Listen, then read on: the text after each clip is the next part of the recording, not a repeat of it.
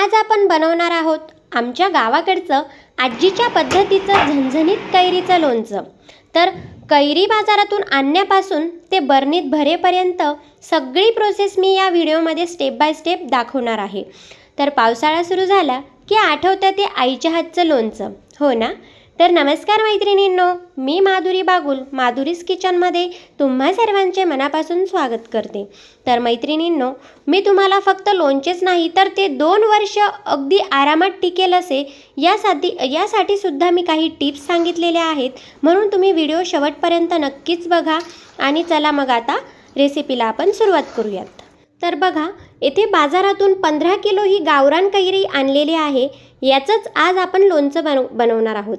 पण त्याआधी सगळ्यात महत्त्वाचं, कैरी ताजी आहे का हे कसं ओळखायचं? तर असं देठ तोडायचं। बघा, यातून हा पांढरा चीक निघाला ना, याचाच अर्थ कैरी एकदम ताजी आहे, म्हणजेच कालच तोडलेली आहे। तर मी तुम्हाला इथे 2-3 कैऱ्यांची देठ तोडून दाखवते। बघा, असा चीक उडाला की लगेच समजायचं की आपली कैरी ही लोणच्यासाठी एकदम बेस्ट आहे। तर अशी चिकाची कैरी लोणच्यासाठी बेस्ट असते, यामुळे आपलं लोणचं खराब न होता 2 वर्ष अगदी आरामात टिकतं। ही सगळी कैरी बघा एकदम फ्रेश आहे। चला आता आपण पुढची स्टेप बघणार आहोत। तर येथे आता कैरी आपण स्वच्छ पाण्याने धुवून घेणार आहोत।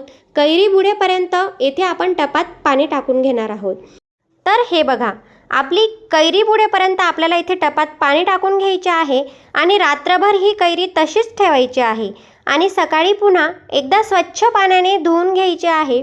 आणि आता या सगळ्यांची देठ आहे ती अशी सुरीने आपल्याला ही काढून घ्यायची आहेत। तर ही जी कैरी आहे ती मी स्वच्छ पाण्याने धुवून घेतलेली आहे आणि सर्व देठसुद्धा आपण एक एक करून ही काढून घेत आहोत। आणि आता सगळ्यात महत्त्वाची टिप म्हणजे ही कैरी आहे ती स्वच्छ कोरड्या कापडाने आपल्याला ही पुसून घ्यायची आहे। बघा, एकही थेंब पाणी राहता कामा नये, कारण पाण्याचा एक जरी थेंब राहिला तरी लोणचं खराब होण्याची शक्यता असते। म्हणून कैरी एकदम कोरडी करून घ्यायची आहे। अशी सगळी कैरी येथे आपण ही पुसून घेणार आहोत। तर येथे एका साईडला भावाने अडकित्याने ही जी कैरी आहे ती घरच्या घरीच फोडलेली आहे आणि येथे काही गुरुसुद्धा म्हणजेच माझा मुलगा तो सुद्धा आम्हाला इथे मदत करत आहे।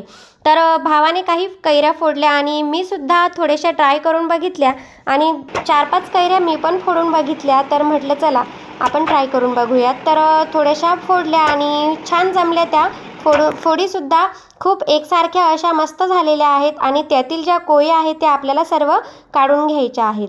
तर अशा पद्धतीने आपल्याला या सर्व कैरी फोडून घ्यायच्या आहेत आणि फॅनच्या हवेखाली आपल्याला इथे साडीवर किंवा पेपरवर ह्या सर्व वाळत ठेवायच्या आहेत। तर या ज्या फोडी आहेत त्या आपल्याला अशाच 4 ते 5 तास पंख्याखाली वाळत ठेवायच्या आहेत। आणि या ज्या कैरीच्या ज्या फोडी आहेत, ज्या कोळीच्या फोडी आहेत, त्याचीसुद्धा आपण रेसिपी बघणार आहोत ती पुढच्या व्हिडिओमध्ये। तर आता इथे आपल्या ज्या फोडी आहेत त्या वाळत आहेत, तोपर्यंत इथे आता आपण लोणच्याचा मसाला बनवून घेणार आहोत। तर 15 किलो कैरीसाठी इथे 7 किलो ही शेंगदाणा तेल घेतलेले आहे आणि हे जे तेल आहे ते आता आपण इथे कडकडीत गरम करून घेणार आहोत। आता इथे आपले तेल गरम होत आहे, तोपर्यंत येथे मसाल्याचे साहित्य बघूयात।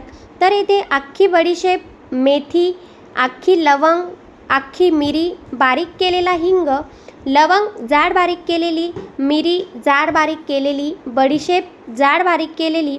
तर इथे आता आपण काही लवंग, मिरी, बडीशेप हे अख्खे आणि जाड बारीक केलेले सुद्धा टाकणार आहोत। मोहरी डाळ, मिरची जाड बारीक करून घेतलेली आणि 1.5 किलो मीठ घेतलेले आहे 15 किलो कैरीसाठी आणि शेंगदाणा तेल 7 किलो आणि हळद ही आपण सगळ्यात शेवटी टाकणार आहोत।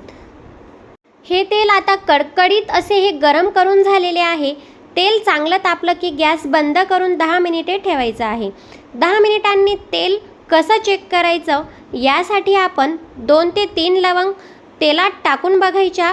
जर लवंग मिरी लगेच खाली जाऊन तडतड करत वर तरंगायला लागली तर समजायचं की आपलं तेल एकदम परफेक्ट गरम झालेलं आहे।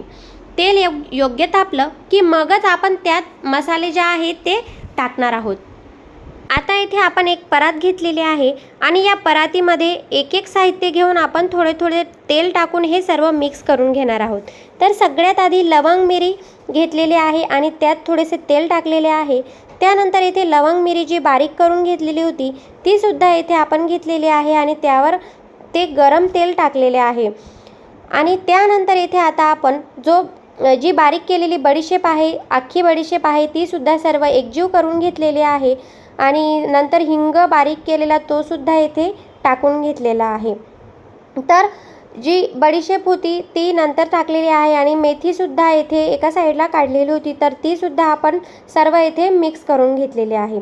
तर हे एका परातीत घेऊन मिक्स करण्याचे कारण म्हणजे आपण जर हे सर्व मसाले एकदम तेलात टाकले तर काही मसाले एकदम जळतात आणि काही कच्चेच राहतात, म्हणून त्यामुळे लोणच्याची चव बिघडते। त्यामुळे आपण टप्प्याटप्प्याने हे मिक्स करून घेणार आहोत। तर इथे आता मोहरीची डाळ घेतलेली आहे, तर ती आपल्याला इथे पूर्ण बुडेपर्यंत तेल आपल्याला इथे टाकून घ्यायचे आहे आणि जवळून बघितले तर अगदी तेलाचे बुडबुडे येत आहेत, म्हणजेच आपले तेलाचे प्रमाण अगदी परफेक्ट असे हे आहे। तर आपण जे लवंग, मिरी, बडीशेप वगैरे सगळं टाकून घेतलेले मसालेसुद्धा आपण सतत हे ढवळत राहायचे आहे आणि मोहरीची डाळसुद्धा अशी ही मिक्स करून घ्यायची आहे, म्हणजेच जे तेल आहे ते सर्व बाजूने लागेल आणि सर्व मसाल्यांमध्ये ते छानपैकी असे मुरवेल। तर एका साईडला लगेच येथे एका कढईत जी मिरची आपण जाड बारीक करून घेतलेली आहे त्यातसुद्धा हे थोडे थोडे तेल टाकून घ्यायचे आहे आणि पूर्ण मिरची बुडेपर्यंत आपल्याला इथे हे तेल टाकायचे आहे। तर ही जी मिरची आहे ती घरच्या घरीच दळलेली आहे आणि शक्यतोवर त्यातील मिरचीच्या ज्या बिया आहेत त्या काढून घ्यायच्या आहेत, म्हणजेच त्या आपल्याला लोणच्यामध्ये कचर लागत नाही आणि तिखटपणासुद्धा त्यामुळे थोडासा कमी होतो। आता आपण जे 1.5 किलो मीठ घेतलेले होते ते आपण या सर्व मसाल्यामध्येच टाकून घेणार आहोत, म्हणजेच त्या मिरचीमध्येच टाकून घेणार आहोत आणि सर्व आपल्याला एकजीव होईपर्यंत असे हे मिक्स करून घ्यायचे आहे। तर इथे आता एक पातेले घेतलेले आहे मोठे आणि त्यात आपल्याला जी मोहरीची डाळ होती ती सर्व इथे टाकून घ्यायची आहे आणि त्यानंतर इथे आता आपण बडीशेप, मिरे, लवंग, हिंग वगैरे घेतलेले होते ते सर्व जे मसाले आहेत ते आपण यात ॲड केलेले आहेत आणि ते सुद्धा आपल्याला एकजीव होईपर्यंत चांगले मिक्स करून घ्यायचे आहे आणि सगळ्यात शेवटी आपण जी मिरची आणि मीठ एकजीव केलेले होते ते सुद्धा यात टाकून घेतलेले आहे आणि आता आपल्याला हे थोडेसे 5 ते 10 मिनिटे चांगले हे मिक्स करून घ्यायचे आहे, म्हणजेच सर्व मसाले हे एकजीव झाले पाहिजेत। आता सगळ्यात शेवटी आपल्याला इथे हळद टाकायची आहे। तर ही हळद आपल्याला सर्व हा जो लोणच्याचा मसाला बनवून तयार आहे तर तो पूर्ण थंड होऊ द्यायचा आहे आणि त्यानंतरच इथे आता आपल्याला ही हळद टाकायची आहे। जर आपण हळद आधीच टाकली तर आपल्या लोणच्याचा जो कलर आहे तो काळपट होईल, त्यामुळे आपण ही हळद सगळ्यात शेवटी टाकायची आहे। ही टिपसुद्धा खूप महत्त्वाची आहे। तर आता हे सर्व जे हळद टाकल्यानंतर हे जे मसाले आहेत ते सर्व आपण एकत्र करून घेणार आहोत आणि येथे आता आपला हा लोणच्याचा मसाला बनवून तयार झालेला आहे। आता इथे थोडे थोडे हे एका कढईत आपल्याला थोडा थोडा लोणच्याचा जो मसाला आहे म्हणजेच खार घेऊन तो आपल्याला इथे थोड्या थोड्या कैऱ्या घेऊन या अशा मिक्स करून घ्यायच्या आहे आणि सगळ्या या खार म्हणजेच लोणच्याच्या मसाल्यामध्ये या सर्व कैऱ्या ज्या आहेत त्या आपल्याला सर्व इथे मिक्स करायच्या आहेत। आता मी तुम्हाला आजपर्यंत कोणीही सांगितलेली नसेल ही टीप सांगणार आहे। तर इथे आता थोडीशी लसणाची घाण घेऊन त्यात आपण हिंगाचा खडा टाकलेला आहे आणि त्यात आपण ही लोणच्याची जी बरणी आहे ती आपण पालथी मारलेली आहे आणि 2 ते 3 मिनिटे आपल्याला अशीच ठेवायची आहे आणि बघा त्यातून धूर निघत आहे, म्हणजेच हिंगाचा जो वास आहे तोच या सर्व बरणीत जातो आणि आपले जे लोणचे आहे ते 1-2 वर्षे आरामात टिकते। तर तुम्ही सुद्धा ही पद्धत नक्कीच ट्राय करा आणि त्यानंतरच इथे आता आपल्याला इथे लोणचे भरून घ्यायचे आहे बरणीत। तर त्याआधी थोडासा इथे खार टाकायचा आहे तळाला आणि त्यानंतर इथे थोडे थोडेसे करत हे सर्व जे लोणचे आहे ते आपल्याला इथे बरणीत भरून घ्यायचे आहे। तर इथे आता आपण पूर्ण जी बरणी आहे ती भरून घेतलेली आहे। बघा आता मी संध्याकाळी तुम्हाला दाखवत आहे तर आपल्या लोणच्याला अगदी वरती तेल आलेले आहे आणि असेच तेल आपल्याला हे वर्षभर पाहिजे आहे, म्हणजेच आपले जे लोणचे आहे त्याला बुरशी लागत नाही आणि 1-2 वर्ष आरामात टिकते। तर अशा पद्धतीने ही जी सर्व बरणी आहे ती भरून घेतलेली आहे आणि आता मी तुम्हाला सगळ्यात महत्त्वाची आणि शेवटची टिप सांगत आहे। तर इथे बघा या लोणच्यावर आपण हा रुमाल बांधून घेतलेला आहे, पातळ रुमाल, आणि त्यावर आपण हा लिंबाचा पाला ठेवलेला आहे। तर लिंबाचा पाला ठेवण्याचे कारण म्हणजे याभोवती जे चिलटे डास मच्छर गोळा होतात ते येणार नाहीत आणि आपले लोणच्याला छान असा हा वास राहील आणि लोणचेसुद्धा टिकण्यास मदत होते यामुळे. तर अशा पद्धतीने हे सर्व लोणचे आपले तयार झालेले आहे. तर गावरान पद्धतीने ही लोणच्याची रेसिपी तुम्हाला कशी वाटली मला कमेंट्समध्ये नक्कीच सांगा आणि तुमचीसुद्धा पद्धत मला नक्की शेअर करा. आणि तुम्हाला जर व्हिडिओ आवडला असेल तर व्हिडिओला एक लाईक नक्कीच करा आणि अशाच नवनवीन रेसिपी बघण्यासाठी चॅनलला सबस्क्राईब करा. शेजारील बेल आयकॉनवर देखील प्रेस करा आणि भेटूयात आता पुन्हा नेक्स्ट व्हिडिओसोबत. धन्यवाद.